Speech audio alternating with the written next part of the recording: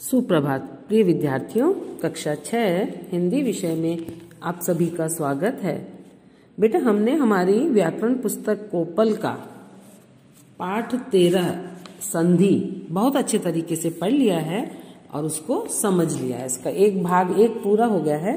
अब आज बारी है भाग 2 की, यानी बुक एक्सरसाइज की। तो भाग 1 में हमने पढ़ा संधि किसे कहते हैं, संधि के कितने भेद हैं, है ना, और स्वर संधि किसे कहते हैं, स्वर संधि के कितने भेद हैं, दीर्घ संधि की परिभाषा हमने समझी, है ना, संधि कैसे करते हैं, संधि विच्छेद कैसे करते हैं। तो ये सारी चीजें अपन ने भाग 1 में पढ़ ली हैं। अब अपन करेंगे पुस्तक अभ्यास। पहला प्रश्न है, निम्न प्रश्नों के उत्तर दीजिए। का प्रश्न है, संधि किसे कहते हैं। इसका उत्तर है, दो वर्णों के मेल से जो विकार उत्पन्न होता है उसे संधि कहते हैं। ख प्रश्न है, संधि के कितने भेद हैं, लिखिए। उत्तर है इसका, संधि के 3 भेद हैं। पहला स्वर संधि, दूसरा विसर्ग संधि और तीसरा व्यंजन संधि। अब ग प्रश्न है, स्वर संधि किसे कहते हैं। इसका उत्तर है, स्वर के साथ स्वर के मेल से जो विकार अथवा परिवर्तन होता है, जो चेंज होता है, उसे स्वर संधि कहते हैं। अब घ है बेटा, स्वर संधि के कितने भेद हैं। स्वर संधि के 5 भेद हैं। क है दीर्घ संधि, ख है गुण संधि, ग है यण संधि, घ है अयादि संधि और अंग है वृद्धि संधि। अपने को मुख्य रूप से 2 ही संधियां देखनी है, दीर्घ संधि और गुण संधि। और अंग वाला है, दीर्घ संधि की परिभाषा लिखकर उदाहरण दीजिए। इसका उत्तर है, जब एक ही प्रकार के 2 स्वर माने एक जैसे समान मिलते हैं तो दीर्घ हो जाते हैं। दीर्घ माने थोड़े लंबे हो जाते हैं, बड़े हो जाते हैं, इसे दीर्घ संधि कहते हैं।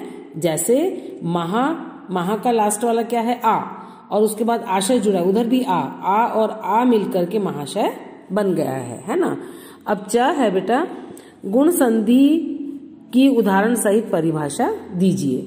इसका उत्तर है, जब प्रथम शब्द के अंतिम वर्ण अ आ हो और उनके बाद द्वितीय शब्द जो दूसरा वाला शब्द है उसके लघु अथवा दीर्घ ई और उ आते हैं हो तो उनके स्थान पर ए अथवा ओ हो जाता है और ऋषि होने पर री होने पर अर हो जाता है। जैसे सुर में हमने इंद्र जोड़ा तो क्या बन गया बेटा, सुरेंद्र, है ना। अब है प्रश्न 2, निम्न शब्दों की संधि कीजिए। धर्म में हमने आत्मा शब्द जोड़ा तो क्या बन गया, धर्मात्मा। सर्व में हमने अर्थ जोड़ा तो सर्वार्थ बन गया। सु में उक्ति जोड़ी तो क्या बन गया बेटा, सूक्ति। छोटा ऊ और बड़ा दोनों ऊ मिलकर के दीर्घ बन गए, है ना। देव में हमने ऋषि जोड़ा तो क्या बन गया, देवर्षि, और आ गया यहाँ पे, है ना। महा में हमने ईश जोड़ा तो क्या बना, महेश। वधु में हमने उत्सव जोड़ा तो क्या बन गया, वधुत्सव, दीर्घ बन गया, है ना। ऊ और ओ मिलके बड़ा ऊ बन गया। अब है प्रश्न 3, निम्न शब्दों की संधि विच्छेद कीजिए। सुरेश शब्द है, सुरेश शब्द 2 शब्दों से मिलके बना है। पहला है सुर और ईश, दोनों मिलके सुरेश बन गया। अ और ई मिलकर के ए बना सुरेश, है ना। अब है भानुदय, तो भानु छोटा ऊ और इधर उदय, दोनों छोटे ऊ मिलकर के बड़ा ऊ बन गया, भानुदय। गिरीश, गिर में हमने ईश जोड़ा तो अ और ई मिलके बड़ा ई बन गया, है ना। यथार्थ, यथा में हमने अर्थ जोड़ा तो यथार्थ बन गया। राजर्षि, राजा में हमने ऋषि जोड़ा, राजर्षि बन गया। और गणेश्वर, गण में हमने ईश्वर जोड़ा तो गणेश्वर बन गया।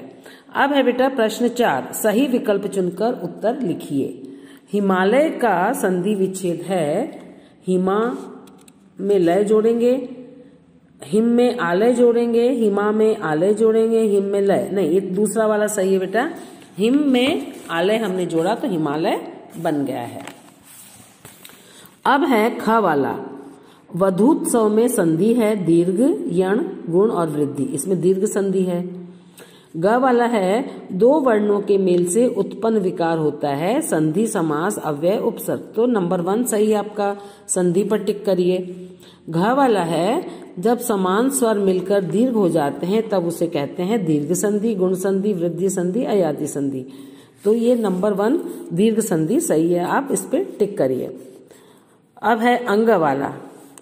कर्म में हमने इंद्र जोड़ा है ना, तो इन दोनों मिलके क्या संधि बनी है? गुण संधि। नंबर 1 पर आप टिक करेंगे बेटा। तो हमारा ये पाठ यहीं खत्म हो जाता है, पूरा हो जाता है, और आज की कक्षा भी हमारी यहीं समाप्त होती है। और आपका गृह कार्य यही है कि ये जो पुस्तक अभ्यास है इसको आप बहुत अच्छे तरीके से पढ़ेंगे, समझेंगे और अपनी पुस्तक में लिखेंगे और हमको सेंड करेंगे। धन्यवाद।